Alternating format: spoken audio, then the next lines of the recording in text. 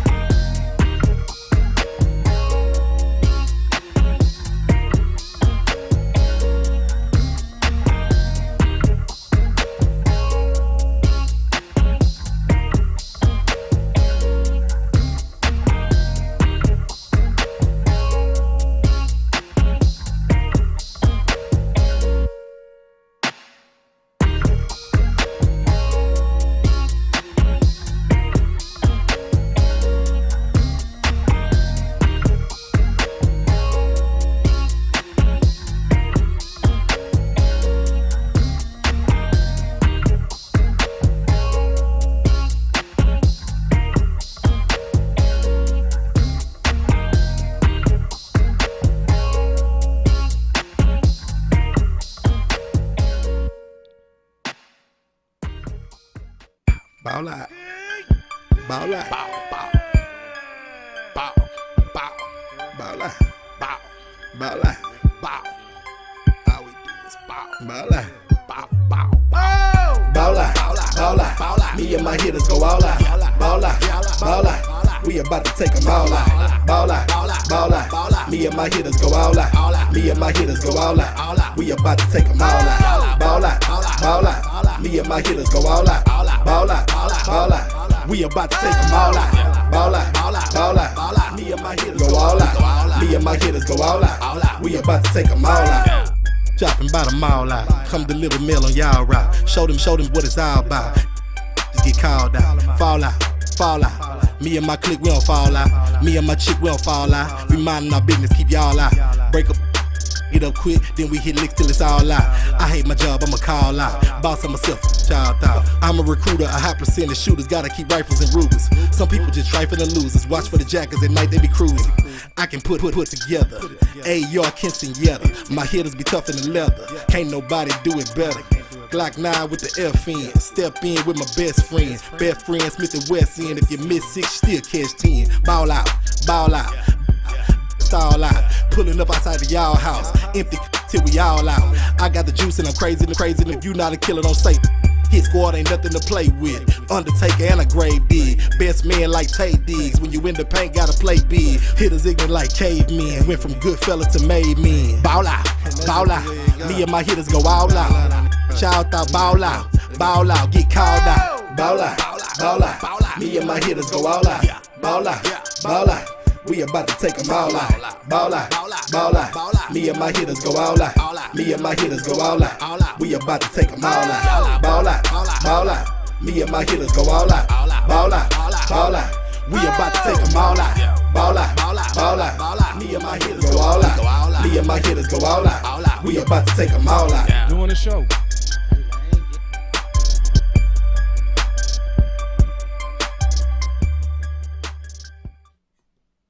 Get in here, Boss Cowboy Sports, where your voice matters. The Cowboys hire Dan Quinn. The Philadelphia Eagles coach gets fired. The national championship game is tonight. Oh, man, we got a lot to talk about and more, man. Y'all welcome in. Like, share, subscribe. Man, let's get into this. We got so much to do, Boss Cowboy. Let's go ahead and just get it popping, Boss. How you feel? Man, these boys already going crazy, man. My boy Alvo out of Sherman said 28-3. I'm done with you. I can't stand you. Oh. Say, man, that's just making it painful. Hey, but I'm going to tell you, it's good to see, like, old friends when they step in. My boy Kerry out of H-Town, I see you. You know what I mean? Like, it's always good. You go definitely get to know Kerry, man. He's a real smart Cowboy fan, OC, out of Houston. And I always got to give special props to the Houston Dallas Cowboy fans. And I mean that because they in hostile territory. A lot of, I played ball like you in Houston, but I was always a diehard Dallas Cowboy fan. And the atmosphere is thick and nasty when you riding solo for them Cowboys in Houston. So, Kerry, we always welcome you because we know what you're going through. So, yeah, But yeah, man. Yeah. Quinn. You want to start with him? Or how you want to do it, OC? It's on you today, brother. Yeah, you know, let's get into what the people want to talk about. I mean, I definitely know the people want to talk about Dan Quinn. So let's just get it popping right there. I mean, there's so much to talk about. You know, we just spoke about this. This is amazing. We just spoke about this thing. We just did. Like, we did. Go ahead. And we gave you reasons, man, and we gave you rationale, and we gave you information, and we gave you data. We gave you facts. Yeah. We gave you facts about a lot of this stuff. Yeah. And then today, here it is. Here it is. He gets hired. Yep. What does that mean for the Cowboys? Where we go from here, Boss Cowboy? I would say, OC, I'll be honest with you, it's some good and bad. Okay. It's some good and bad. Like, so we'll start with some of the good, I guess.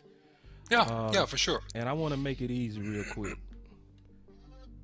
Just by going through a little bit of history, because this what happened. Jerry Jones revealed his biggest regret. And in this article, I'm going to make sure I drop it in a link. One of the things that he spoke about was the scheme change being a problem. He really dug in deep on scheme change being one of the bad things for the Dallas Cowboys. And this is what's sad about it, OC.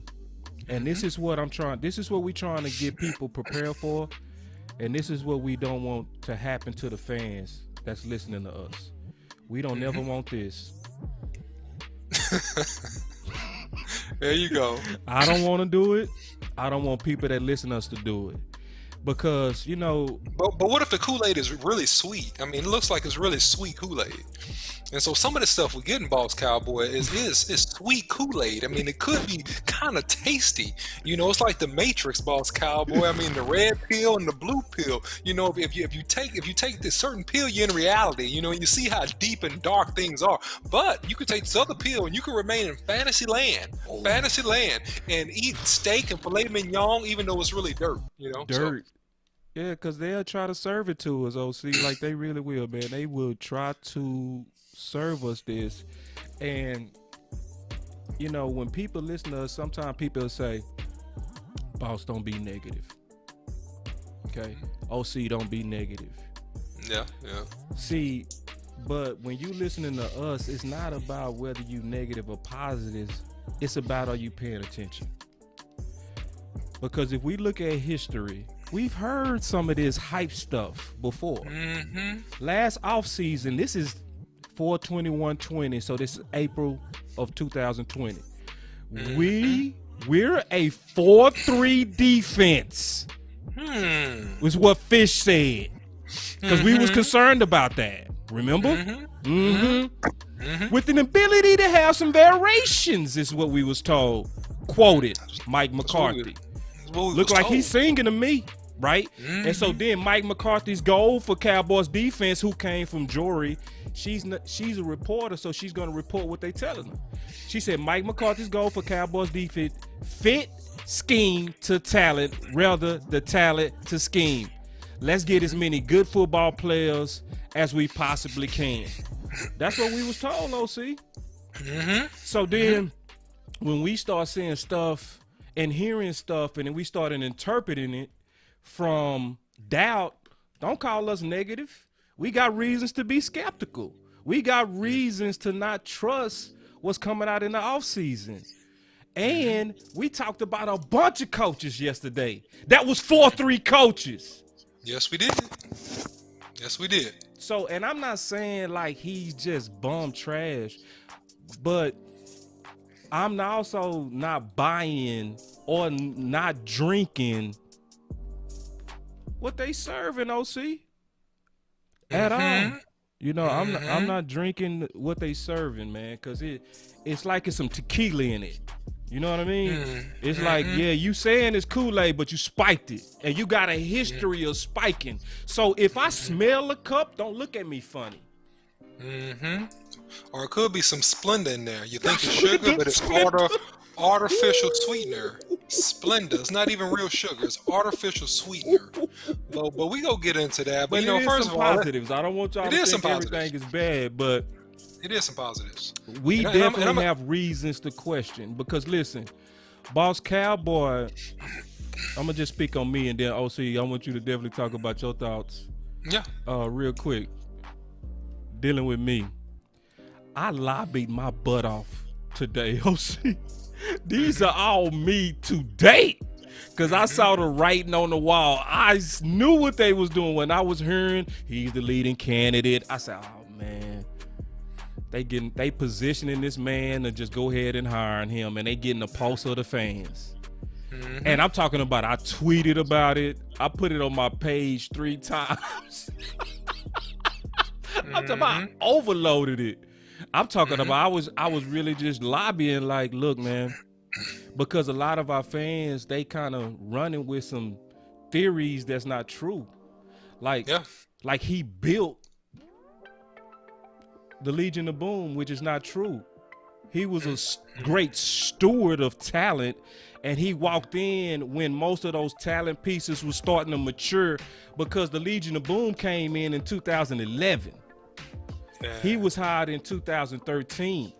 He managed that talent well, but by year 3, we all know that that's when you at your maturity as an NFL player.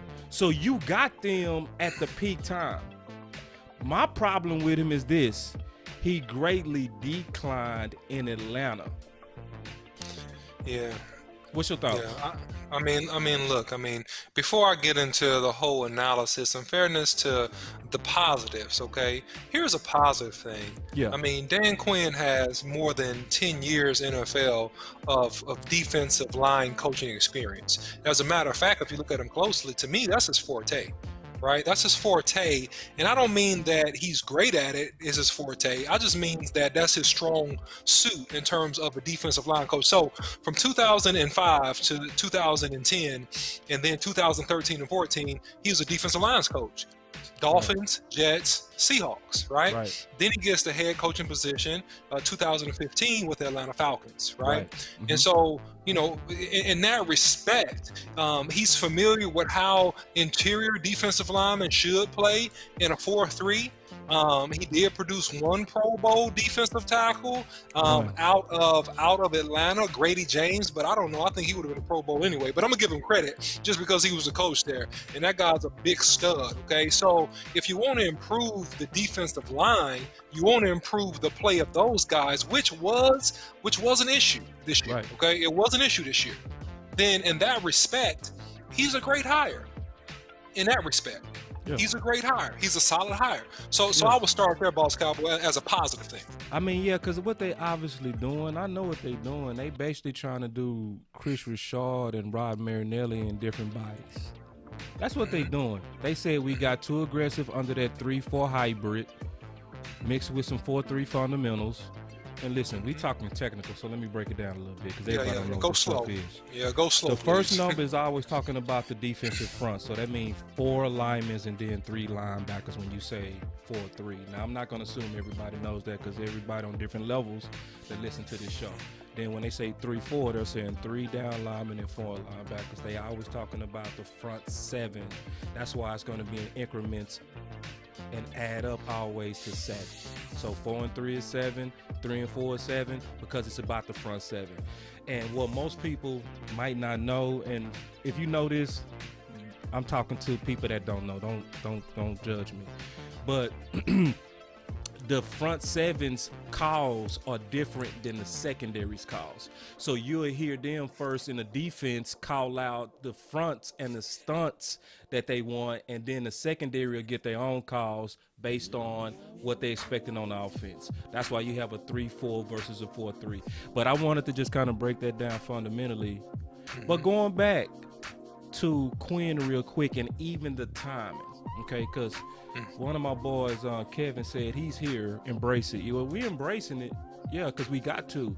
But at the same time, we go speak honest about it, and we have to. So that's what I was talking about. It's like whenever we start like being honest and saying what we really see in people we picked up, it's perceived as negative. And I'm not saying Kevin do that, but a lot of people do that. You know what I'm saying?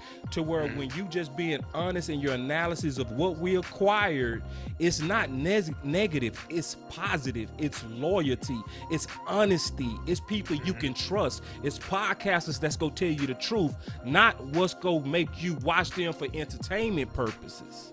You know what I mean? Because one thing real quick, OC, that was funny to me. Check this out. One of my friends, I covered out her name for privacy. She said, that was quick.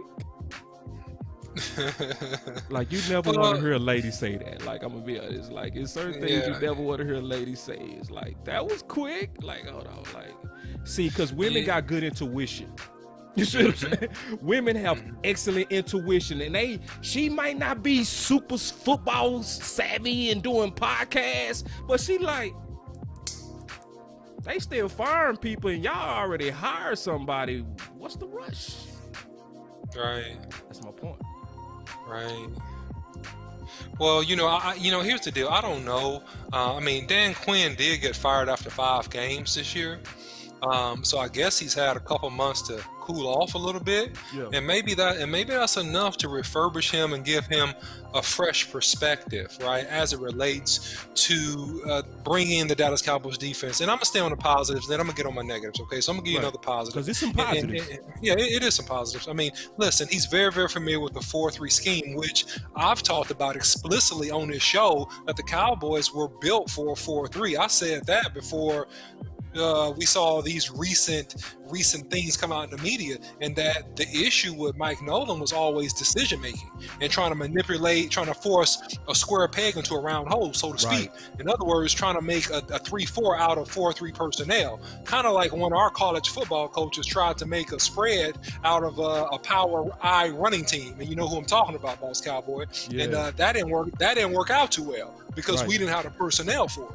And so in that respect, you don't have to change the personnel too much in a sense to create another defense. Now what you need to do, you need to strengthen the pieces, because a 4-3 defense primarily is really about stopping the run, and it's really about rushing the passer, especially from the defensive end position. Now we got one bookend that should net us double-digit sacks. He should net us double-digit sacks. And we got some other potential guys on the other side, Alden Smith, Randy Gregory, that maybe combined that we get great play out of and a great season out of. So, interior-wise, we still got to get better there. But again, hey, he's coached a Pro Bowl interior lineman, a really, really awesome top 5 defensive lineman in Atlanta, Grady James, which is a stud. So in that respect, I'll give him credit.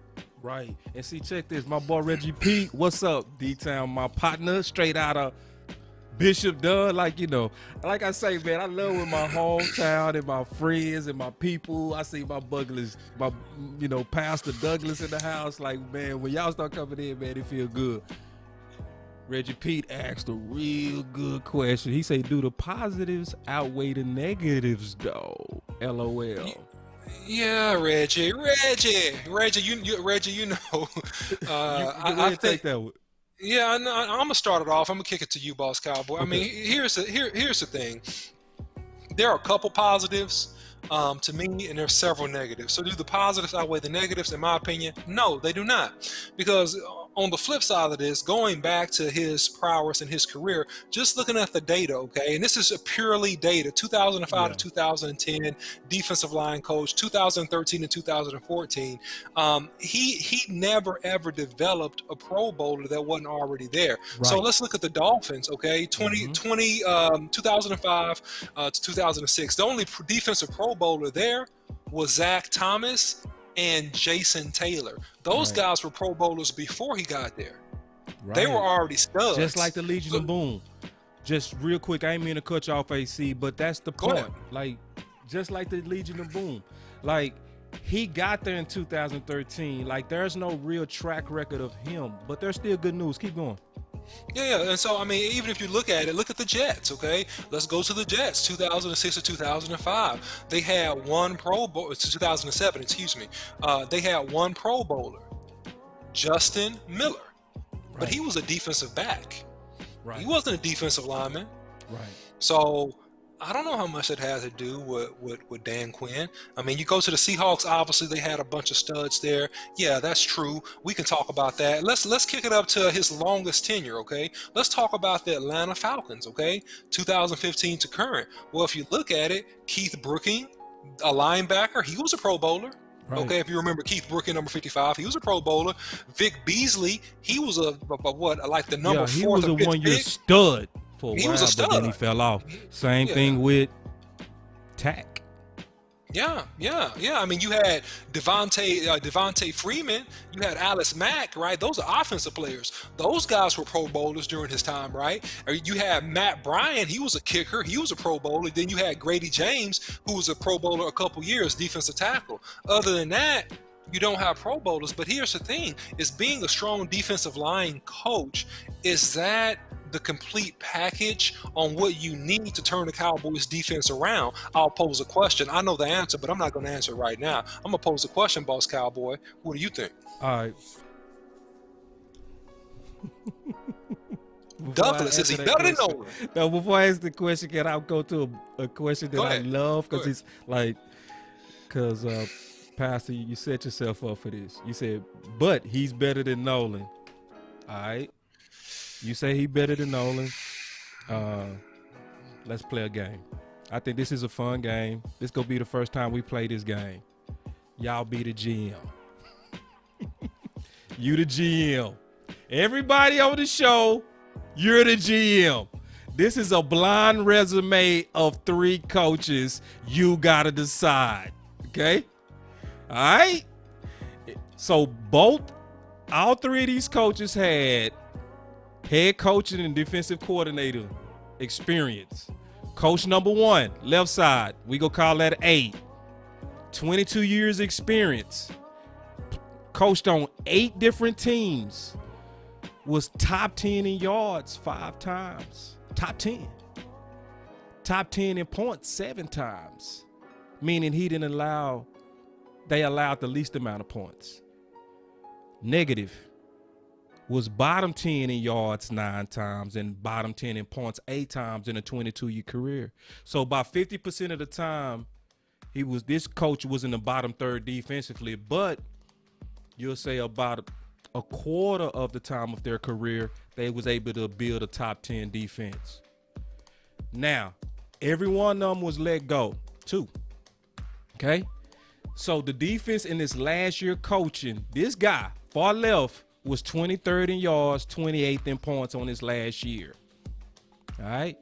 So the middle guy, 23 years experience, he's been top 10 in yards 8 times, top 10 in points 9 times. Bottom 10 in yards 8 times, but this is even better, 23 years, he's only been bottom in points 5 times. But when he was fired, his defense was 32nd in yards and 30th in points. So this coach defensive finished on a bad note. Okay. The third coach was also both a head coach in DC. All of them coached for Super Bowls too. Okay. This person got 9 years experience, only was on 2 teams, had a top 10 defense 3 times in their career, top 10 in points 3 times, bottom 10 in yards 3 times, but in a short career was bottom in points 4 times. Who you picking? 1, 2, or 3, OC? Hold on real quick. Who you picking? I'm going with 3. You going with 3. Wow. Y'all put in who you going up. I'm going to show it one more time. Just one more time. My boy said 3. Ooh, wee. See, I like this game. This game, see, this going to reveal something. You got head coach 1, 2, or 3. All right? And OC said 3. The youngest coach, 9 years. He only coached 2 teams. All right. I'm going to reveal it. You ready, OC? You ready? Hold on now. Say it again. You ready? I'm ready. All right, here we go.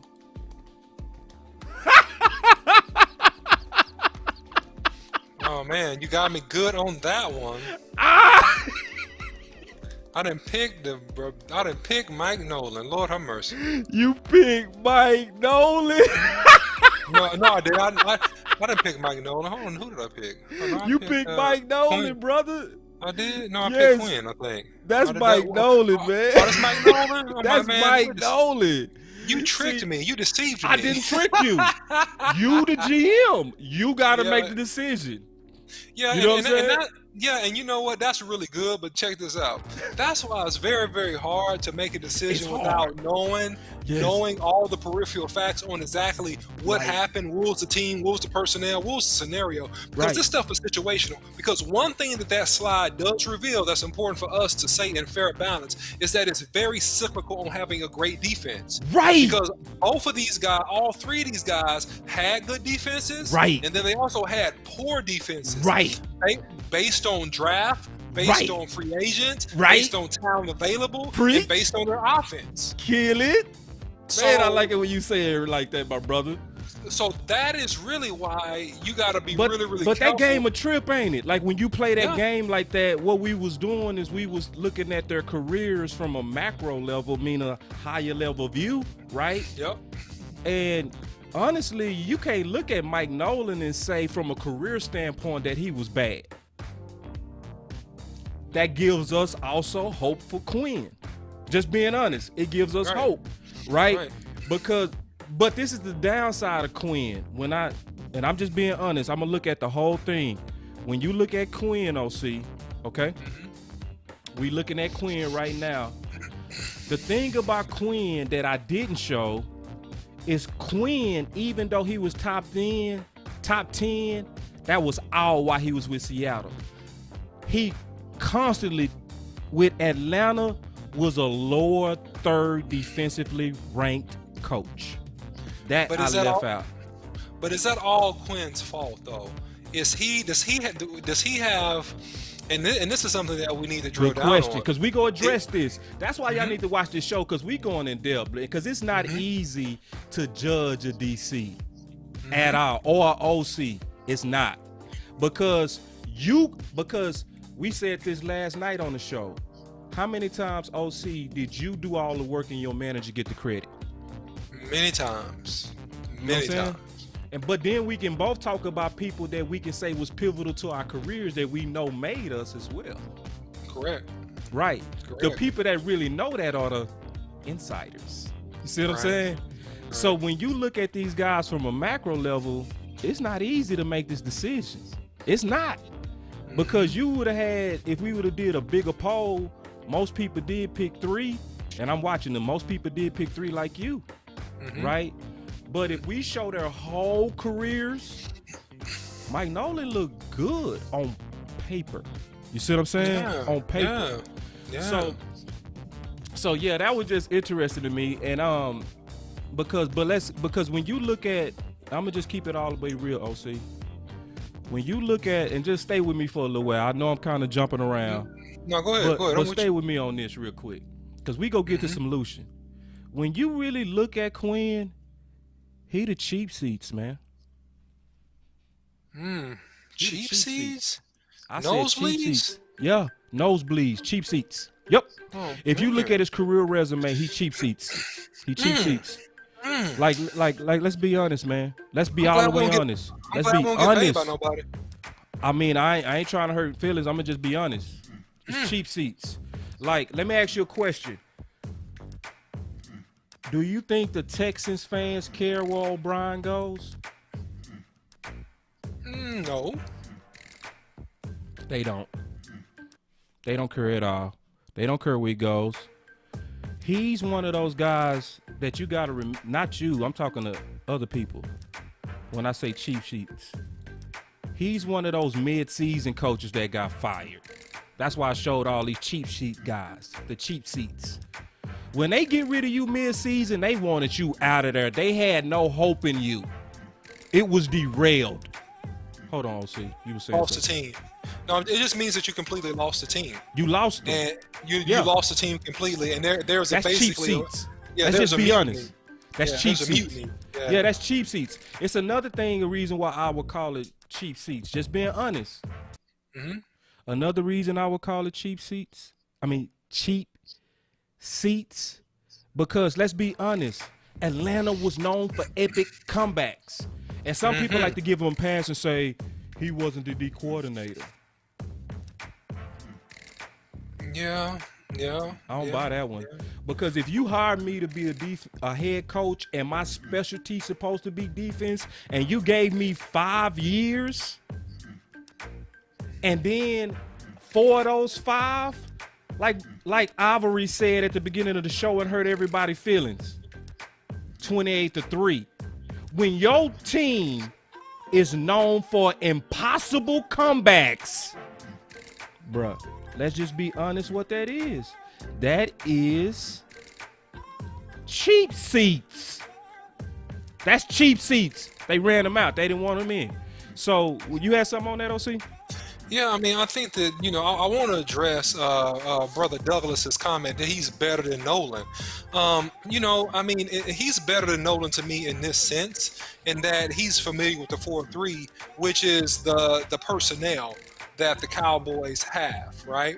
I don't know that he's better overall, because here's the issue. I think, and this is why I'm going back to some of my top candidates, you got to be able to address and coach the total defense, not just the front 4, the front 7, because the Cowboys, let's be realistic here, this past season, man, we got torched in the air. We got torched.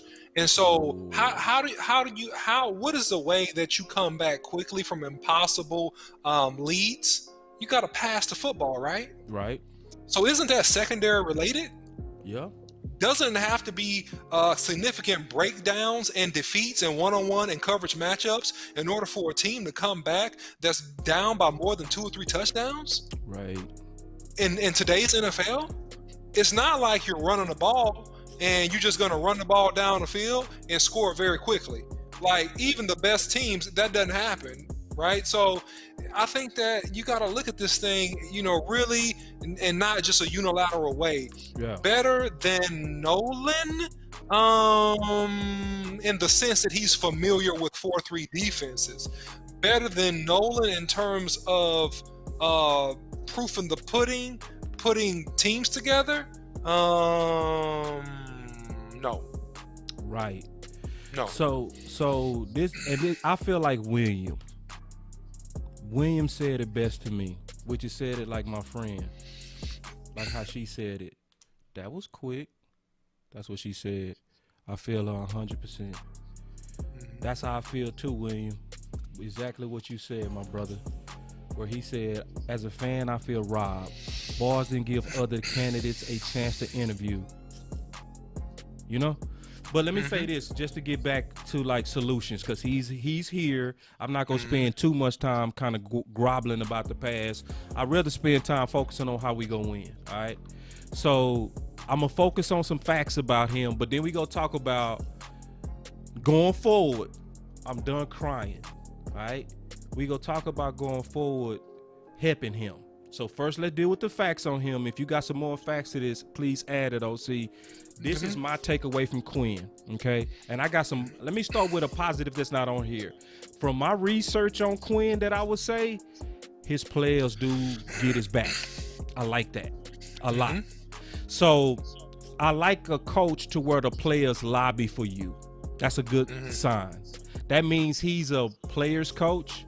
He's and like that he gets guys to buy in, and they believe in him. But he lost the team with Atlanta, but at the same time, he does have that resume where his players have openly vouched for him. That's a real good sign. Another fact is Quinn did not acquire the LOB, so let's just be upfront about that. Quinn's defense is elite with 1 in 30-year talent. Yeah, I said that. Because the only people, I said 1 in 30-year talent, and I know exactly what I said. Because the Legion of Boom is only comparable to the 1985 Bears and maybe the Ravens. That's it. Right? Yeah, when he had that don't mean that's bad. Right. That mean if you can build a defense he gonna manage it.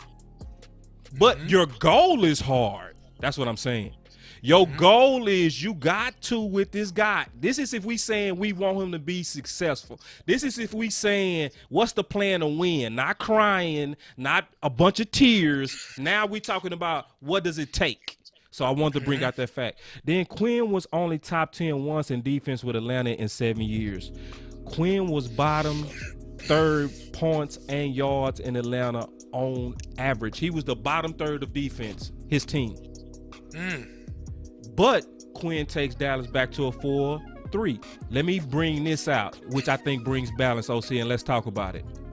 To me, this is the balance of Quinn. Because we see, to be honest, Dan Quinn is not the best, obviously, from his history of acquiring talent. You see what I'm saying? But with Dallas, we got a talent guy. So what his weakness is Will's strength. I ain't scared. You see what I'm saying? Am I tripping? You got something on that? Yeah, I mean, I think I feel a smidge better if, just my honest deal is that if Dan Quinn was coaching defensive line, I'd be okay with that. I'd be fine with that. Right? Say it again. If he was coaching the defensive line, I would be fine with that. Yeah. I would be cool with it. Yeah. My concern with him and the adjustments and the back end of that defense getting torn up. That's really my concern about him, right? Now, we do have a great talent acquirer, but it begs a question, Boss Cowboy.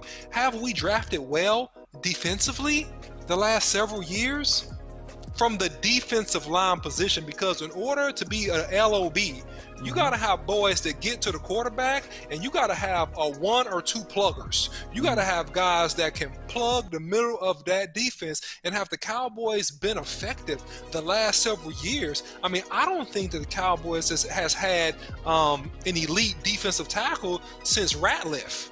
Right. You know, I don't think they've had a really elite defensive tackle. I mean, yeah, since Ratliff, man. And I think that you got to get that guy. You got 2 linebackers that play well, and they should be elite, right? Should be the best in the league.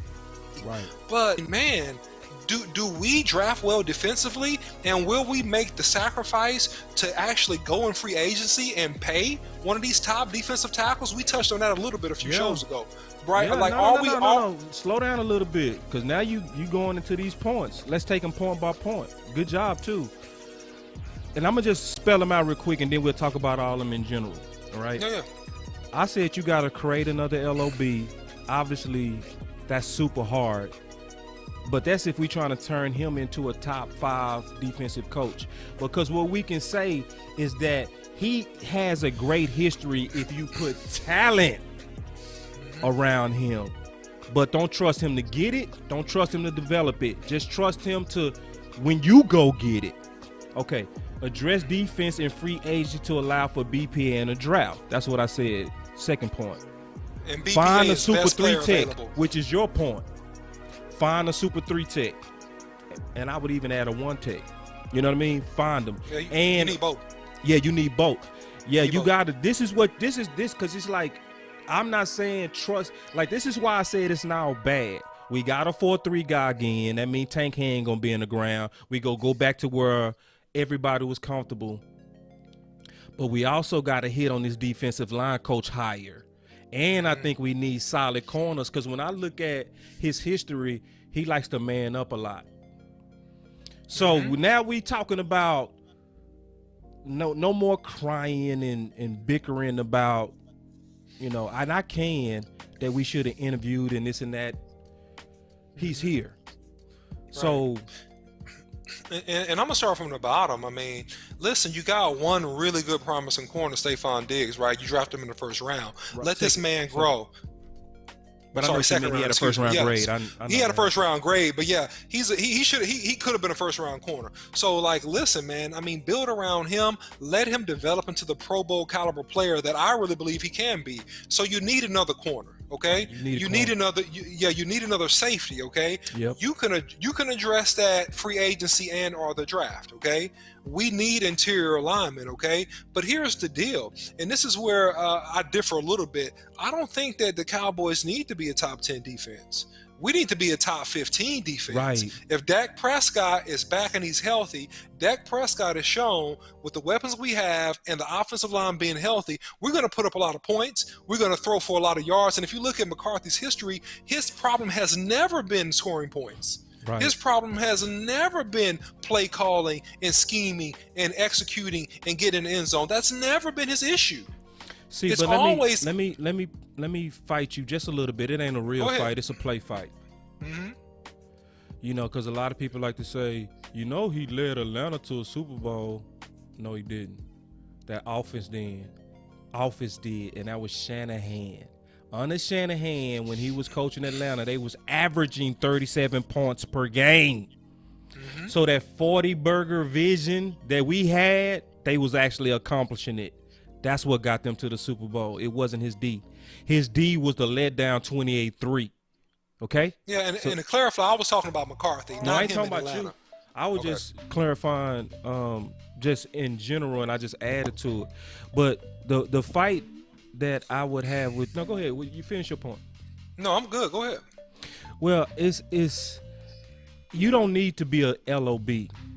But my concern with him is if you don't give him quality talent, and that's why I brought up Atlanta, I believe people's history are a indication of them. So don't think it's an accident. I ain't talking to you. I'm just talking to everybody that's listening. It wasn't an accident that his defense from Atlanta for years had became known for impossible comebacks. I said when we was playing Atlanta, I would have gave up if this wasn't Atlanta. Hey man, that's cheap seats. So it's like, to me, because you hired him, you also have to exponentially invest into him. Because you don't have, I said this to West Coast today. West Coast called me, man, we was talking about crazy. And we was actually not agreeing on a lot of this stuff. But one of the things I said that he agreed with, he started laughing at, is honestly, Dallas needed a wife, but they got them a high maintenance diva. Yeah, I said You got to that. explain that. Yeah, that we needed a wife. Like, anybody that got a good wife or a good lady, they go stretch small budgets. They go stretch. You give a good woman 200, she go turn into 1,000. You know what I mean? So Yeah. I don't see that in Quinn. I see with Quinn, you gotta get her nails done. You gotta get her feet done, and then you gotta cook. But that's what you married, man. You married Quinn. So since you married Quinn, what makes Quinn succeed is epic talent. So you gotta give it to him. Or you taking the risk of being an Atlanta type team where they can average 37, but they can choke too. So are you saying that the Cowboys hired a liability? No, not really. Not really. I'm not saying Yeah, he's a because- liability. I'm just because- saying if I'm judging him based on his history. Good question too. I have to judge him based on what I saw in his history. I don't want to judge him based on optimism and hope. Like, I'm hearing a lot of people say, Boss Cowboy, just be hopeful, be optimistic. That's not me, man. Don't listen to the show, but you better learn who you dealing with. If you dealing with me, I'm not gonna bet on no optimism. I'm gonna bet on history and what you likely to do going forward. But let me give the people some hope, okay? Because there is still some hope, Boss Cowboy, with this, okay? hope. Yeah, it I'm is a hope. sm- But I'm being a realist too. Like, what and do I'm we being- gotta do to like make this work? I don't want to be the next 28-3.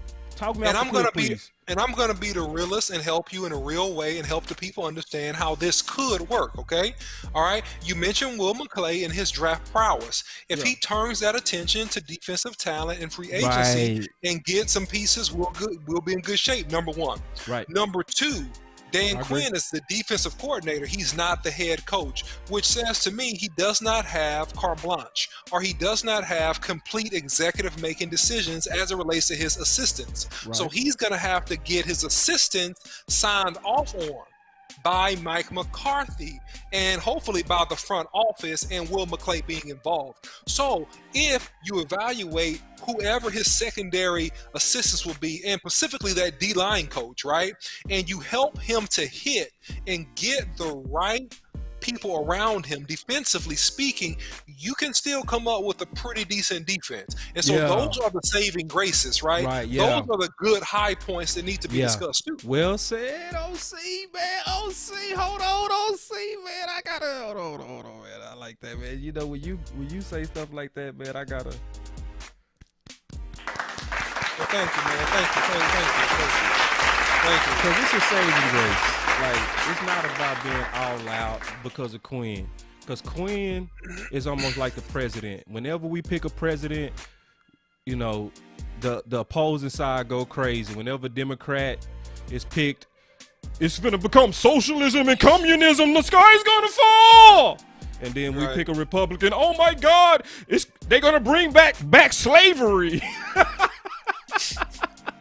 But the real people that really make a presidency is the cabinet and the Senate and the Congress. For those of Right. us who know how this system works, excellent point, OC, is that it's also about, and also more importantly, what sub coaches will he bring in?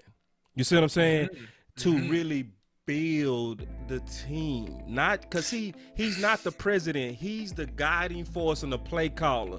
The people that really get them ready are the corner coach, the safety coach, the linebacker the coach, the DT coach. And you as the head guy, you really kind of like the visionary and the person that they look to for like inspiration and play calling. That's your job. So And it I mean, may be excellent a- point. And it may be a strategic play, okay, by the Cowboys, okay? And this is just high level thinking, okay? So, guys, I'm going to take you to another level, all right? It could be a strategy behind the Cowboys hiring his personality type because he's grateful to have the job. He just got hired. He's been sitting at home, sulking his wounds, and maybe he's a guy that they can work through. Maybe he's the type of defensive coordinator that they can control. You know the Cowboys Ooh. like control. Hold on, you saying Maybe that like that's positive. No. Listen, it is. Listen, let me finish. This is important. All right.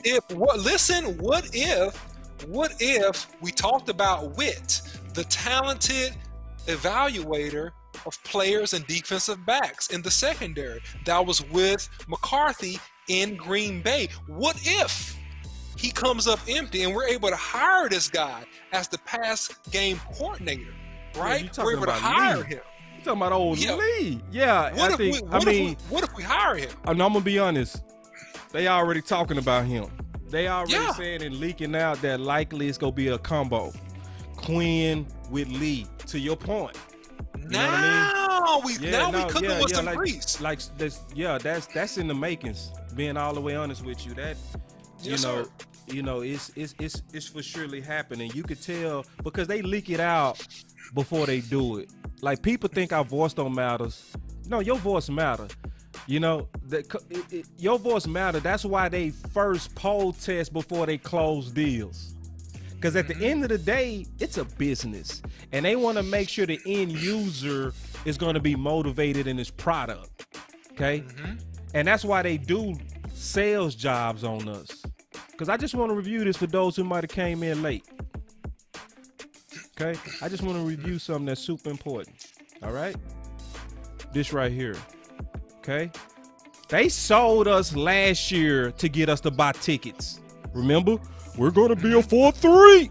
We're going to be a 4-3. Then all of a sudden, Jerry come back and he say, this is what Jerry say, my man Jerry. He say, Love Jerry. well, my regret is we shouldn't have changed from a 4-3. Hold on, Jerry. Jerry, hold on. See, now, this is December 12th when he said this, right? You with me? So this December 12th, but then all of a sudden, but last year, you told us it was going to be a 4-3, and we was going to make sure that we didn't adapt and change our style. if it didn't fit the players. Listen, that's why y'all need to listen to this show, because we trying to keep y'all from the Kool-Aid, man. Listen. No matter how sweet it is. Don't matter how sweet it is, man. It's like, say, look, you not gonna keep putting cocaine in my Kool-Aid before I question the cup. Now you're going hard. You're going hard drugs, Marcus. Jeez, Hard drugs. You putting cocaine in my Kool-Aid. You went from alcohol to just hard narcotics. I mean, what else you got? I'm just saying though, like I just don't look. I don't want, because people, they looked at me today and a lot of people's like, boss, be positive, be positive. It's like, I am being positive. I'm being positive by keeping it 100. Like, how many times they go sell us off-season Kool-Aid and we drink it? Didn't they tell us last off-season, Thompson, he's looking like, an all-star. He's looking better than Clinton Dix. He is the man right now. Man, you saw, man, come on. When we saw the product, he was burnt. Like, he was burnt toast. Let's keep it 100. Yes. They sold us a bag of goods. This is why I say, OC, and I mean this from the bottom of my heart. The off season is the time of illogical optimism. Yeah, it is. I mean, and listen, everybody got to have something to hope in, you know, and this goes back to the Matrix, man, the red pill and the blue pill. And, you know, unfortunately, man, people want to stay in their reality and eat their imaginary filet mignon and then keep it moving that way.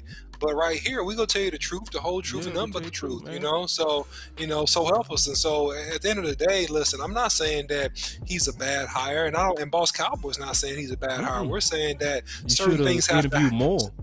Yeah, that, but now that he's here and the interview process is over, certain other things need to happen in order for him to have a successful tenure as the DC. Yeah, to optimize him, because he's here. But what I don't want nobody to come to me and act like he has this amazing resume that makes him a no miss. No, man. He's cheap seats. He cheap seats. Ask yourself, would you be excited for Garrett to come back? No. That's how Atlanta feel about him, man. So let's just be honest what we dealing with, but we also have to be wise on how we help him. My final thoughts on him is this. I think he can get it done. And I do like the common sense of us going back to a 4-3. I do like that.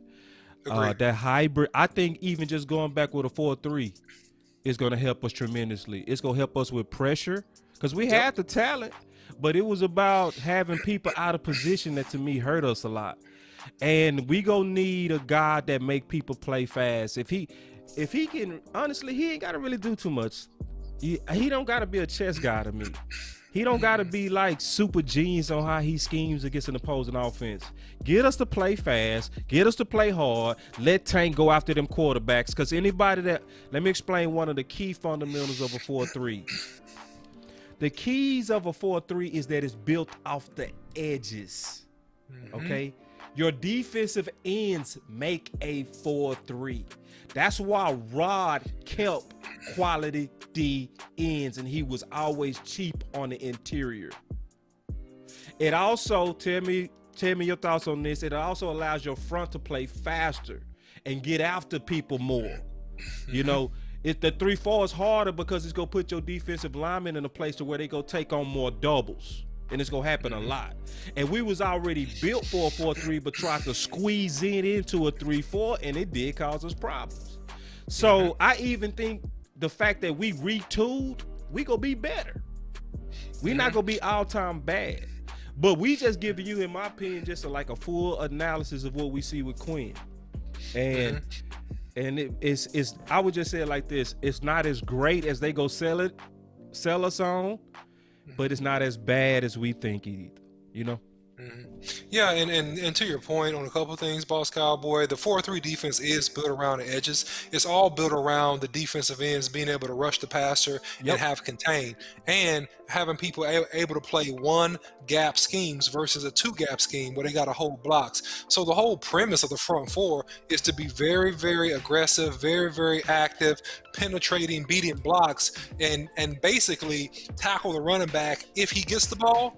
But really, you're on your way to the quarterback every play, right? That's the whole ideal behind this whole thing. So, yeah, and it should allow your linebackers to play and feel, run east and west, and run plays. But I do disagree a little bit on the schematics part of it, Yeah. because when we play against the upper echelon teams in the NFC, Seahawks, Saints, right? When we face teams like that, you're going to have a solid back end scheme with your packages, right? You're going to have to be and I very wasn't talking solid. about back end, Okay, you're talking about front seven. just front right? seven. Yeah, and okay, that's cool. So front seven, no, everybody's playing fast. Everybody's making tackles, and you look, make tackles, cover the tight end, and then cover the flat. The flat is basically the area between the hash and the sideline, where a lot of times you have running backs flaring out, or running wheel routes, or running flare routes, or them throwing screens, stuff like that. So you cover that part of the field with your front seven, and you're gonna be in really, really good shape. I am Bishop Douglas from the Big Time Show. I'm basically right in line with him. He said I'm neutral and in wait and see mode. I think that's the best way to be on this. Is I'm not high. I was low, but I was more so low because I felt like it was better candidates, with better resumes. But at the same time, because some teams, let's be all the way honest, OC, Jimmy Johnson was a different coach when he went to Miami. He was a different coach because he was, guess what? Different talent, Right. So when you have this, though, it changes the game. When you got a guy that's notorious for being great at bringing in talent, and that's one of the best cooks in the game. I call Will McClay a cook because he'll change his scouting based on the defensive coaches and offensive coaches' preferences. So just like last year, we didn't bring in anybody that was under 6'1" for corner. And all the candidates he brought in, they fit those measurables, but they also needed to have a certain skill set. So you saw Savion Smith, you saw Worley, you saw obviously Chris Westry, you saw all the big guys getting their opportunity, right? That's what he's going to do with Quinn. He's going to come in, he's going to say, okay, Quinn, I know what you like to eat, but I need to know your ingredients. What do you want in the middle? Do you like what we have at the edge? What's your preference for corner? Do you care about size, or do you just want the baller? Because we already got one here. Do we play Jordan Lewis, or do we move him on? We sign Anthony Brown. Do we keep that, or do we move on? That's what Will is going to do, except he's going to also replace it. So I don't want us to think that we in a bad position the way it might look, because if you look at his Atlanta record, it'll have you almost want to jump off a bridge. Oh man, Like, that's if you look. Now, if you just want to be blind optimistic, then go for it. But if you actually want to research, you're not going to be excited. Like, just be honest. Man, come on. He was cheap seats. But that don't mean it's cheap seats with us, because we got a difference maker that's a decision maker at personnel. Before we move on, real quick, because we go to cover another topic. I love the fact, y'all, I appreciate this. Our show is up 900%. I'm talking about we got the highest ratings I've ever seen. My page and the Boss Cowboy page, the OC, is all up. And that's only because of you. And in the beginning of the show, it was a whole lot of people saying share, share, share, share. Stop for a minute, think about some people that need to get this good content, and hit the share, share, share, share, because we also exponentially trying to grow our YouTube. We trying to get up to 1,000. We need y'all help. We need your help. We need your help. Get us there. We already over 3,000 on the Boss Cowboy page on Facebook, so that's rolling. But we want more on that too. It's up 900%, but hey man, we greedy. We trying to get 8 million because we want to be one of the podcast groups that when something break, we want to be so influential that when we break it, people go pay attention, right? And people go tune in because they know we go keep it all the way 100 with them. But you know, in this game, it's just how it go. It doesn't grow unless you have the people that's willing to kind of put in the work to help grow the show. So, so you had it last words on Quinn before we move to our next topic? No, I'm good to go. I'll say what I need to say. Put the right people around him. He will be a success. Yeah. If you don't, he will struggle. Yeah. I'm gonna sum it up like that. If you don't put the people around him, just expect the bottom third defense, because that's his long history in Atlanta. If you don't put the people around him, don't think, because I saw somebody doing an analysis and they was like, Cam Chandler, you know, as you can see, they put him closer into the box. That's what Wilson can do.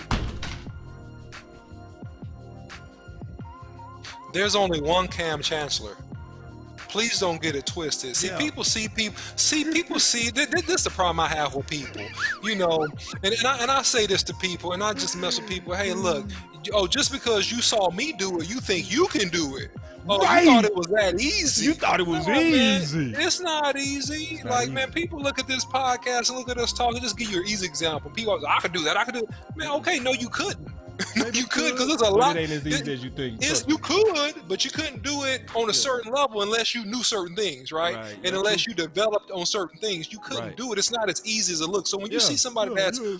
professional Yeah. and like pretty decent at what they do, don't automatically make the assumption that you just can do or get somebody else to do what he does. We go get Diggs to be Sherman, year 2.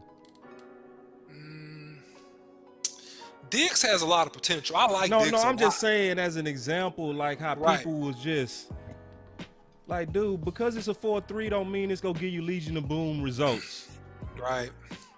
So like, just go still back to the summary. You gotta put people around him, man. His track record says this. He's not just coming out of Seattle where we could just be delusional. We got 7 years of Atlanta to judge him. You know what I'm saying? Yeah. So now we can say his track record says you got to put the pieces, but if you give them the pieces, they go love him, they go play hard for him, and he go build them. Yeah, But if and you then don't check give him it. the pieces, if you go cheap, you go depend on Dak and them to pull it out.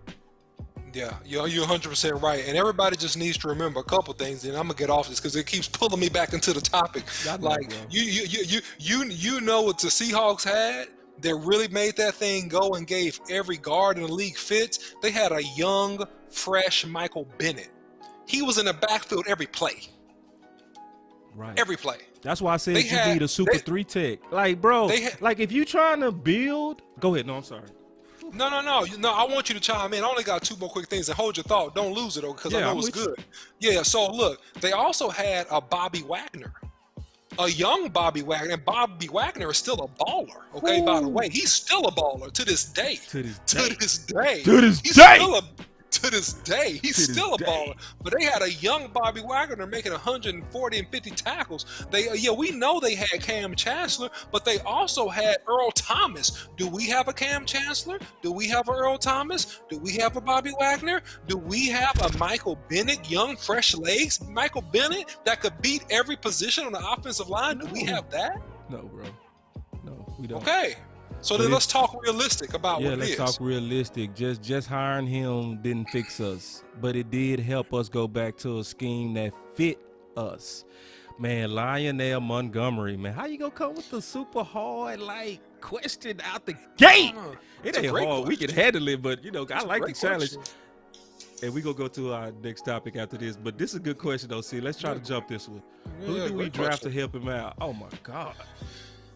I got some people. You go ahead though. I can No, take some you people go first, now. Boss Cowboy. Man, You say, go listen, first. we got to target Cisco. I'm telling you, we got to target my man Cisco out of Syracuse. Listen, we need him to go get you the Cam types. He's a Cam type.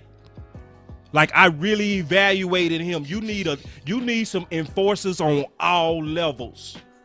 So yeah, to be honest, if you really trying to do something fast, you almost got to get away from BPA. Or you can't even just focus on the draft. You got to basically build him in free agency. You got to go into the draft knowing he's built. You can't go into the draft with questions, because if you go into the draft with questions, you're going to start reaching.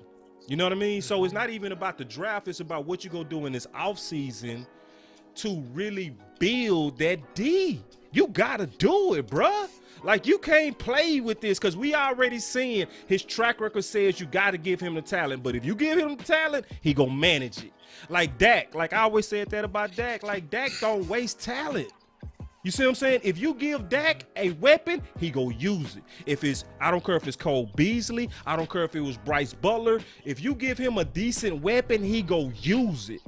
You know what I mean? So we not totally knocking Quinn. We just saying, what is it going to take to put us in that position to really be like, we trying to do 6 within the next 2 years, like really by next year, because we got the offense to run with anybody. It's like, what are we gonna do? And I don't think it's just the draft. It's whole offseason.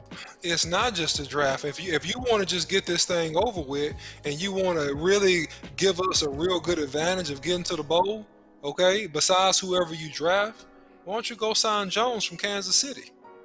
Go get him. Pay him. Pay that man. Pay him a 4-year deal. Pay him a 4-year deal. Listen, not a long-term deal. Pay him a 4-year deal. Guarantee the man a chunk of cash, get him, line him up on the same side as Tank Lawrence, and let's go. And let's go. If you want to really do it. If you really want to do it. Yeah, man. It's if you about that life. You know what I mean? But everybody ain't about that life. Everybody ain't about that life. Perfect. Man, you know.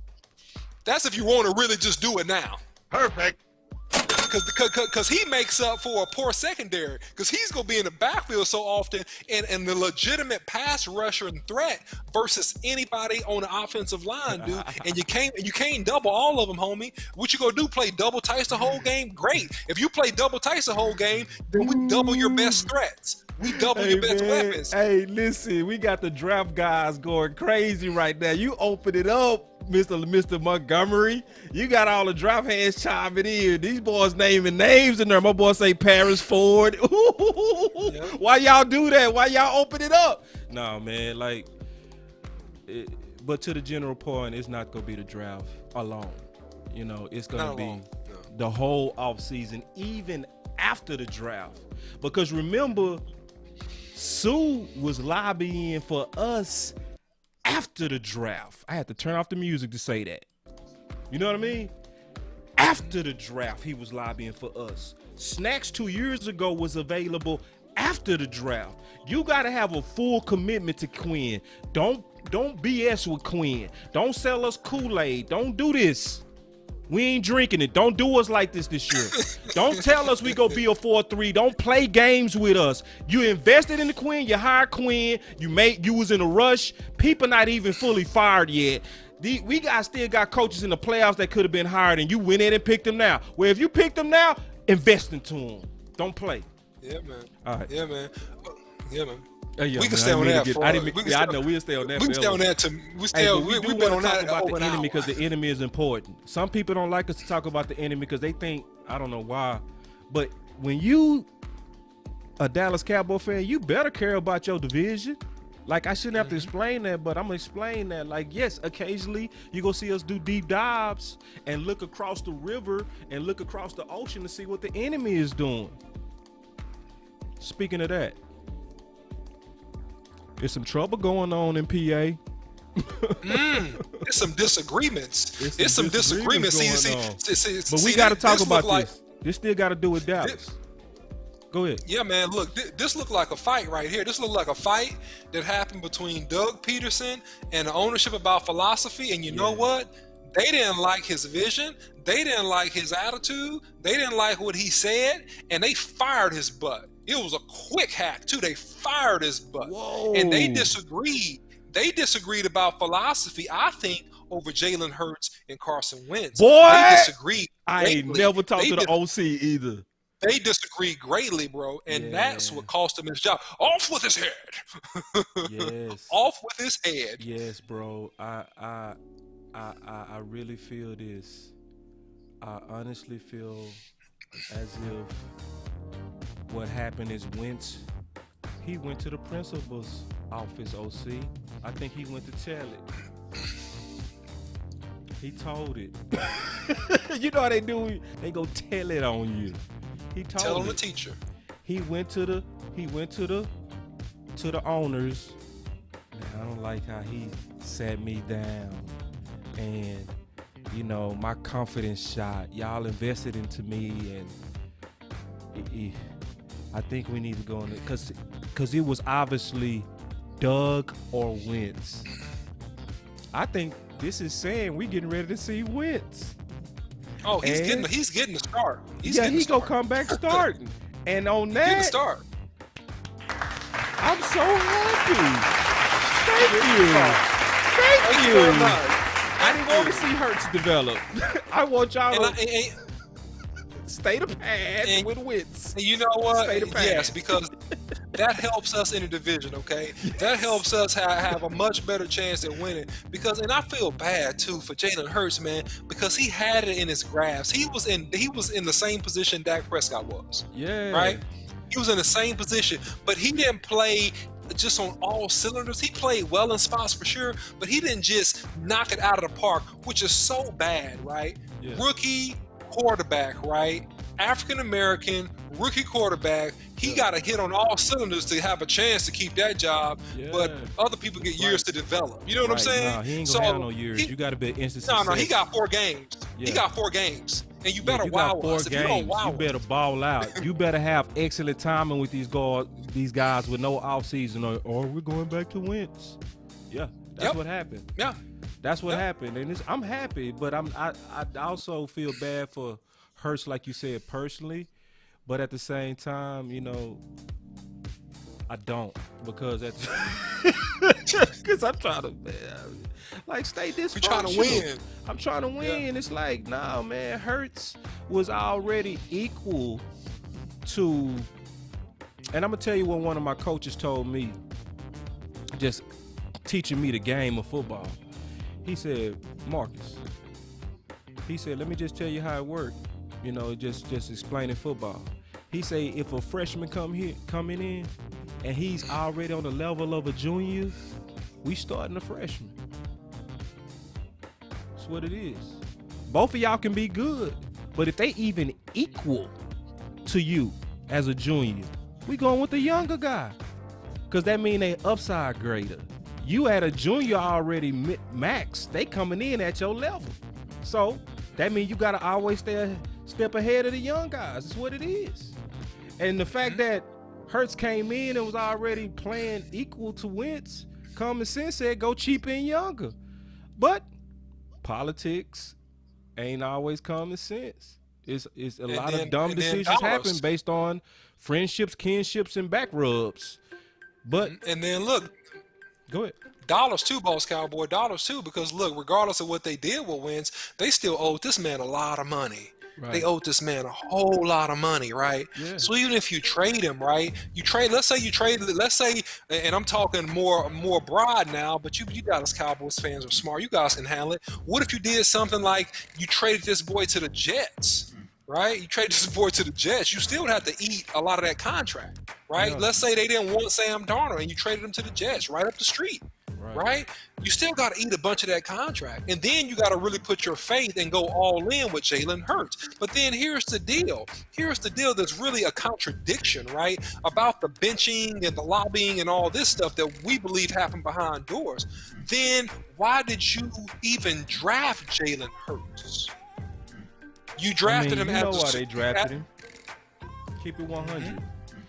Wentz injury history. You was expecting something. You wasn't expecting that epically bad play, but you was expecting something. He's your insurance for when Wentz go down. Because Wentz has suffered from bone issues since adolescence. Wentz never should have been a second overall pick. Never. Because all the speculation about Wentz has always been illogical. Always. So what do they say when they draft him? What's the common arguments when you trying to check the boxes? You say you look for guys with bigger schools. Dak. You look for people with durability because availability is the best ability. Dak Wentz was injured his senior year 10 games with a wrist. Yeah. It was in the scouting report that he had back issues and bone issues since he was 16. Dak didn't. Check. The Heisman candidate was Dak. Check. Senior Bowl MVP. Dak. Check. Wentz played in the Senior Bowl, but the MVP was Dak. So all the evaluations that they say they look at to determine, oh, the big one, OC, education. Dak walked in the league with a master's degree in organizational leadership. Check. So you're trained on how to lead men from a university on a master's degree level. Check and check. One went second overall, the other went fourth. And don't tell me it was the DWI. No. Baker Mayfield was on camera running from police and went first overall. No. So see what we do, Boss Cowboy, and this is bad. Yeah. It was scouts. This is bad with teams. And, unfortunately, this is really bad even in this country, right? Yeah. We make up facades, excuses, and build cases not on what's right, but on our preferences. Right. So all this stuff is just based on preferences. Yeah. You can talk about the evaluation process and all this stuff, man, but at the end of the day, if one or two people in the organization love you, it's going to be built on their preference. Logic, stats, what makes sense, out the door. It's their preference. And then Montgomery said it. He said, Wentz is the big white hype, not being racist. Nah, we know you're not. It's not racist to say it. It's the evidence of the NFL. And then there's a certain amount of bias that's been built in to black quarterbacks, mainly because over the years we've seen so many successful white quarterbacks. It's almost like basketball. There's a almost opposite bias that might happen in basketball or at receiver or at corner. You have seen so many successful black corners and safeties. When you see a white one, typically, if you looking with the eyes of bias, they can be equal across the board, but history says go with the black guy. So it's not racist what you're saying, but it is a fault and bias in the NFL. And we just have to be honest on how we talk about that, because that is a bias. Yeah, it's what it is. And it needs to stop, because actually quarterback is colorizing. And it's colorizing because the game is changing to where these guys are athletes and throwers. At first, it used to be a knock on you to be an athlete. No, now the league is embracing it, which is now giving more opportunities to black quarterbacks. So your smarter teams are starting to scout and aggressively go after black quarterbacks. You know what I mean? And it's not a color thing, it's an athletic thing. So you can be white, you can be yellow, but if you athletic, you should be in style right now, because that's what's working. So anyway. 100%. And the colorization of quarterbacks is a really, really important key, because it was really, I believe, a very, very unfair bias to keep a lot of talented African-American quarterbacks out of positions where they could be starters in the NFL by saying that this guy has a high IQ. So you always heard white quarterbacks being regarded as the higher IQ person, right? And then you heard African American quarterbacks being evaluated and regarded as athletes, and maybe he's a strong arm or he's fast, but you never heard them being talked about in terms of IQ until we get a couple guys to come in and be successful to pave the way in this new NFL for other people to get a chance, which they're proven through their play, right? You can't even say nothing against them. They prove through their play. They're high IQ, super high IQ, can read defenses, and they're extremely athletic. And we can go down a good list at this point. I mean, we got Russell Wilson, we got Mahomes, we got Lamar Jackson, we got Deshaun Watson, we got Dak Prescott. We can talk about several guys of color that have been extremely proficient. Watson over Dak, that's honest, a great. It took too long for football to get here. Football took too long to start having the athletic quarterbacks because of racism. Let's be all the way honest. Yep. Because for every Watson, for every Dak, for every Warren Moon, there's about 100 of them that been moved to tight end, safety, receiver. They was even trying to move Lamar Jackson even just 3 years ago to receiver with no evidence of him being good at it. You know, right? So that used to happen a whole lot more. So it took away the tape that showed that we could do it. Right. You know what I'm saying? And it just took us too long to get here. I'm glad we're here, but it's still also not over. We still have opposition and bias, just as there are bias against white corners and white safeties, and bias on all sides are stupid. Just to be honest, you should judge every athlete based on what they do on tape and what they do on the Wonderlink score. If the Wonderlink say they got a good IQ and their degree saying that they got a good brain and they showing it on the field, take color out of it. Because I get sick of these comparisons where all they do is compare blacks to blacks and whites to whites. It's like there's no comps to where they're athletes. You know what I mean? So it just get annoying sometimes. My boy Ivory, before we get out of here, man, he opened up a worm, bro. That's a whole show. That's like a whole show what you just asked, Avo. You know what I mean? Watson over Dak. I mean, man, look, man, I'm going to let you go first on that, Boss Cowboy. I mean, I could take it. Dak. Now, all right. Dak has become the better quarterback. Watson was the better quarterback, okay? Mm-hmm. Dak has become the better quarterback because Dak has put something in his game that I always said Watson had an edge on. Watson had an edge in terms of being able to maneuver in the pocket better. That's what made Watson better. He was a better second chance opportunity quarterback. Dak had one go-to move for about 4 years, and that was that Romo rollout. But coming into this year, you saw him up that. You saw him stepping up in the pocket, being able to sidestep in the pocket, keeping his shoulders square, keeping his eyes downfield. He now picked up what Watson came into the league with. And he's better because he's the better quarterback for Dallas. See, because you got to be specially wired to be a Dallas Cowboy quarterback, because the pressure under Watson right now is starting to seem like it's getting to him. You know, like you had to be special to be in Romo in your ear, his rookie year. You had to be tough to know Jerry's chirping at you over contracts and Steven. You have to have a special mind state. So, yeah, Watson, you can talk about athletes throwing and all of that, but I'm not taking no quarterback. Like, I'm going to say it just like this, and I mean this. I wish I had an amen button. Dak is anointed by God himself to be the Dallas Cowboy quarterback, because you got to be a special total package to deal with the scrutiny that comes with being in this organization. Like, for instance, Mitch Trubisky. He said this. He had to turn off the television in the facility because they was being negative about him. Talking about me. They was negative. The TV is negative. Dak hear that daily, bro. Dak is in the news daily.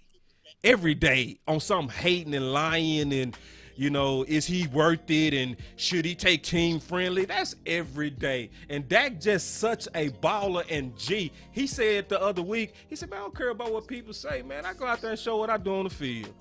Special. Yeah. So, yeah, Dak. Yeah. For us. Well said. Clap. My brother clapped for me. I'm clapping for me, too. Well said. Well said. Yeah, for the Dallas Cowboys, absolutely. For the Dallas Cowboys, Dak is the best quarterback, hands down. although Watson has shown himself to be special on the field, athletically throwing the ball, his scrambling and sprinting ability has been fantastic. He's done well with not a whole lot around him and a poor offensive line down there for you Houston, Texas, followers or fans that might be watching. I mean, so he's done tremendous, man. So hats off to him as well. But in terms of the peripheral things, okay, in terms of the organization, in terms of the media scrutiny, in terms of the pressure, in terms of the politics, I don't know if Watson would be the fit here. I think that, to Boston Cowboys' point, that he may crumble underneath that pressure because it is tremendous. It's tremendous. It's tremendous, man. It's just what it is. So, like, yeah, even if he had slightly more skills, because my boy Gerard Daniels out of U of H, awesome receiver. I played ball with him. I love my brother, fireman out of Houston. I love you with all my heart, my brother. He's of the opinion that you're dealing with a quarterback with more upside, and people, we could debate that. Like, everybody can go back and forth. Because I say, when you're talking about both of them, you're talking 1A, 1A. Not even 1A, 1B. You dealing with, honestly, 1A, 1A. Both of those guys clutch. Both of those guys are good finishers. Both of those guys put the team on their back. Both of those guys are excellent ambassadors. Both of those guys will fall on the sword for their team. I mean, it's 1A, 1A, to be honest. Like, they gonna have to compete some years before it's settled. Because I think these guys gonna go back and forth. It's gonna depend on what's around them. You know what I mean? The more you put around Dak, you go with Dak. Because Dak is going to use and abuse the defense if you keep weaponing him up. He go use it. But if you do something stupid like receiver by committee like they did in 2017, you can see a different Dak. You know what I mean? You can't give Dak or Watson the worst. So both of those guys are 1A. But only one of those guys are an ideal fit for Dallas. And that's Dak. Straight up. So, what else you got, man? Because they ain't really throwing no more questions in the chat, man. These boys talking about preach and all of that, man. Yeah, man, that's funny. But no. I mean, listen, to Gerard's point, I see why he says he has more upside, just because of the fact that, Watson is a better sprinter than Dak. Okay, let me just say that. So in one separation physically, he's a better sprinter. Right? He can just straight up out sprint you. Get outside of that pocket, create something out of nothing, and just straight up out sprint you. And he's done it a lot. He's had to do it a lot playing for the Texans, right? With the breakdown of that offensive line. But in terms of just reading the defenses, in terms of just his overall, he's a great leader. But I think that the pressure of leadership is always tiered based upon the degree of difficulty in the organization. Not saying that he doesn't have a degree of difficulty in his organization with the Texans, because the Texans have their own set of problems, right? So does the Cowboys. So, to your point, Boss Cowboy, as I sit here and I think about this and I'm trying to evaluate this whole situation, I think that this is a wait and see, and this is a time will tell. This is a time will tell, man. Time will tell. My boy Ivory said, they going crazy. My boy William Kill said they both like IG models. I would too. I'm a quarterback. I'm sampling I ain't gonna say that. Get off that subject. I might have been on my best behavior. Who knows what I was been doing. And my boy Ivory out of Sherman, he said tiebreaker goes to the mental. Both of them going through mental stuff though, bro. Yeah. They both underneath a lot of pressure. Stuff. It's not easy to be a quarterback for the Texans, because you walked into major dysfunction, bro. Like, it's way more than enough smoke to say that they have some racial issues down there at the Texans, man. Just being all the way honest. It's no doubt. Like, that's the only team in the EEOC lawsuit for targeting their professional blacks. Wow. You didn't know that? Yeah. Wow, I didn't know that. That's good. Yes. They in a lawsuit. Yes. That's why they fired their last GM and went to Bill O'Brien. It was race. And then they fired that PR lady that was well respected in the NFL because she basically just said, congratulations, Biden and Harris. And then they fired her and said she wasn't a cultural fit. What type of culture do you have? That's the question. Exactly. Define your culture. So if she doesn't, it's hard. That's not easy. That's mental. And then I kept up with this greatly, bro. They didn't want Watson. You know, the only they person that didn't. lobbied for Watson was Rick Smith. The whole organization didn't want him. Rick Smith had to fight with the Browns to get that trade where they traded up. And he basically said, you made a promise before this draft. You need to be a man of your word. He held their feet to the fire or they would have never got Watson. And if you go look at the picture when they drafted him, only Rick Smith standing up happy. Everybody sitting there watching their phones like they don't care. And that was their first pick. And then even when they got him, Savage was a 4-game starter. Okay? A 4-game starter, and they treated him like he was a franchise quarterback. What do they normally do when you draft a quarterback in the first round? You start him immediately and get him working with the ones. They treated him like he needed to earn it. With a 4-game starter, he know what he dealing with the Texans. That's why he just got paid. And who signs a record-setting deal and lobbies to get out?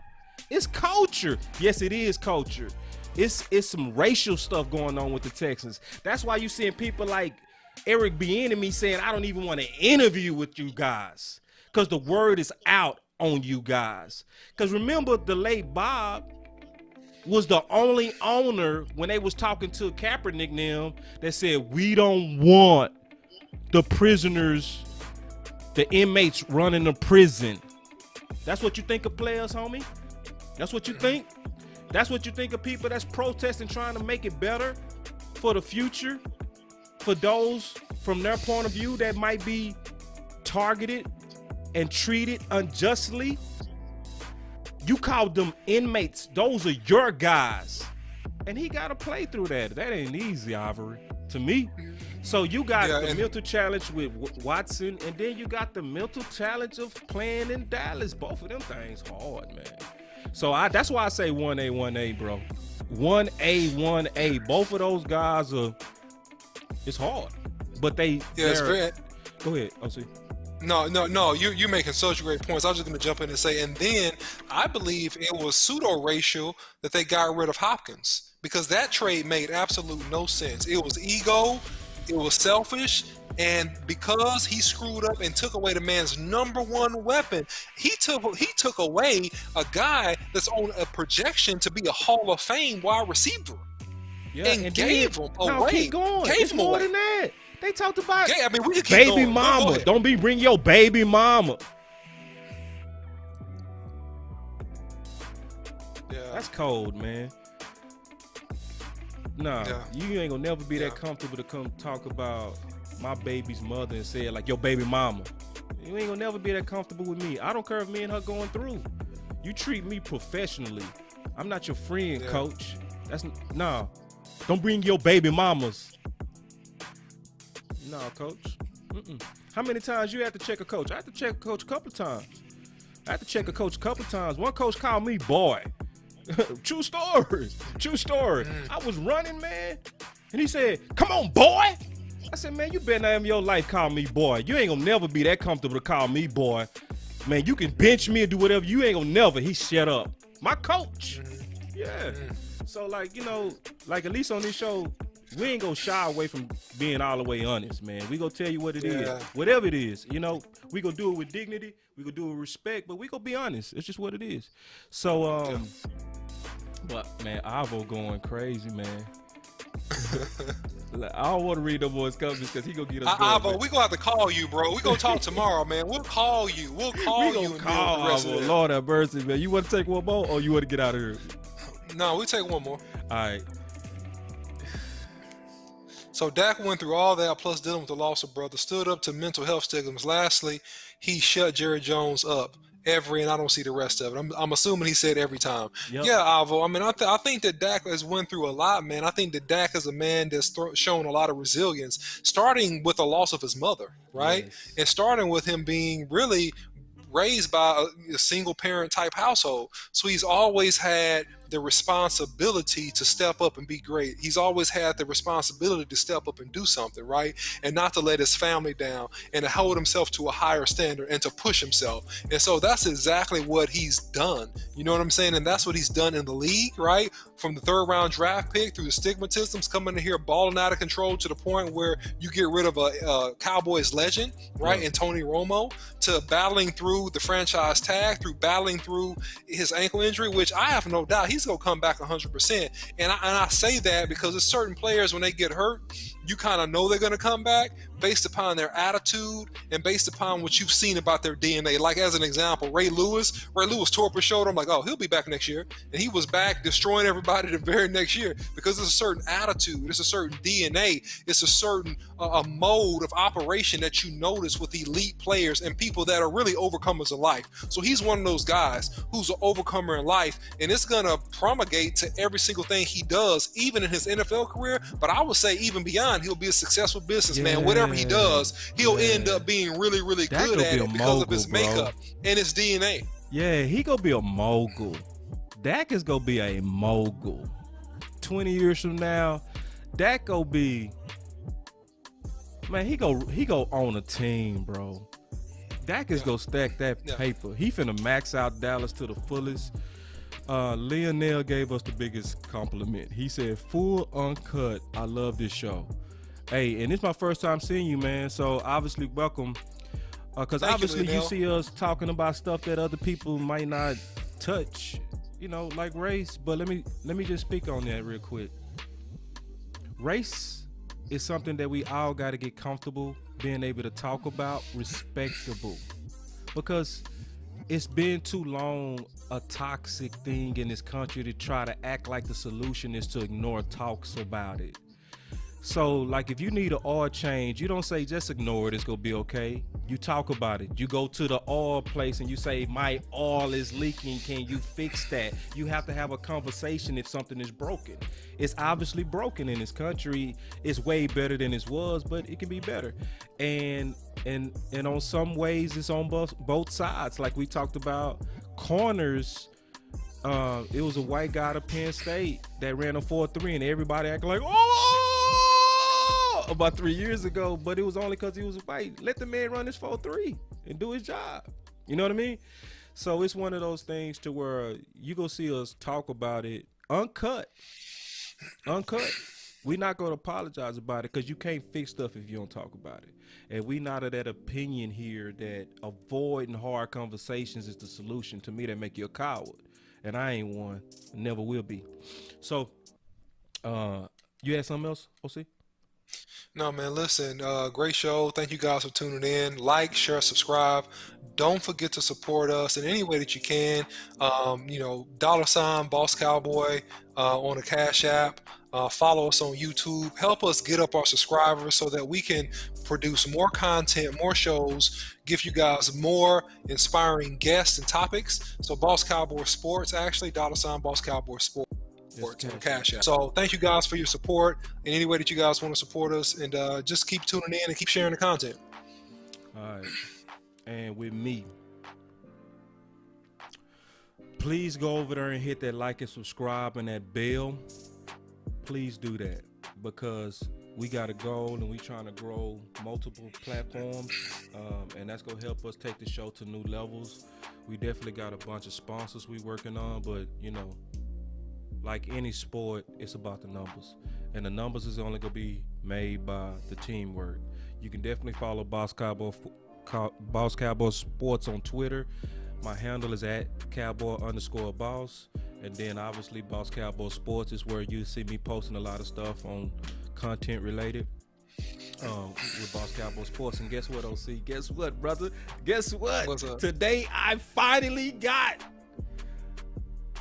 the whole quote that sums up who we are. And I'm gonna start saying this at the end of every show. I'm gonna clean it up and sum it up a little bit better.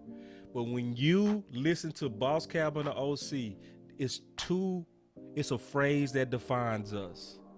We are both loyal versus devoted. Okay? So when you listening to us, I want you to know that we loyal Cowboy fans. We not devoted. All right, and I'm gonna read this. And I got this from Michael Lombardi, okay? And he just spoke. You know how I speak to your heart, OC? It just talk to your spirit. It talk to your spirit. He said, what would scare me the most is somebody hired that is devoted to Jerry Jones. He said, devoted is telling Jerry what he wants to hear as opposed to somebody loyal who said what he needed to hear. The NFL has a real big issue with devotion over loyalty. I love this, man. He said, people say people are disloyal because they speak the truth. All the NFL wants are people who are devoted. Devoted is the most disloyal thing you can be, buddy. Muhammad Ali's trainer always said how great he was all the time. He was being devoted to Ali. You better find some people who are loyal. If they bring guys in on interviews, they'll tell Jerry what he needs to hear. They're being disloyal. That's who you listening to. You listening to people, sometimes you're not gonna like it. We gonna tell you the good and bad on Quinn. We not gonna do you like this, man. This ain't us, man. We not gonna do you like that. We not gonna give you Koolaid to get you to like and subscribe. We the guys that's give you the bubble gum before you go kiss that lady, before you go approach. We gonna say, hey, my man, come here. OC. Hey, man, take this gum with you. Did I try to hurt his feelings? No. But I needed to tell him that because I wanted him to win with the lady. I want the Dallas Cowboys to win 6. So sometimes you go hear us say stuff that's good and bad based on decisions. But we're loyal. I'm gonna say that every time, bro. Y'all get ready and be loyal like us. We ain't telling you how to think. We cool with people disagreeing with us as long as you being loyal. You feel me? Yes, sir. Amen.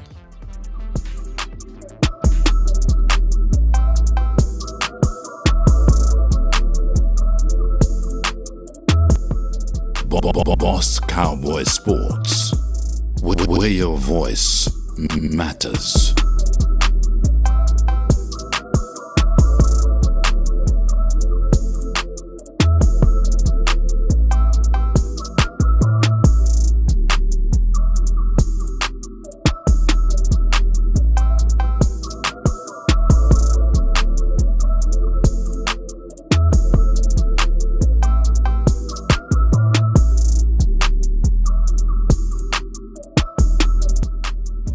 Boss Cowboy Sports.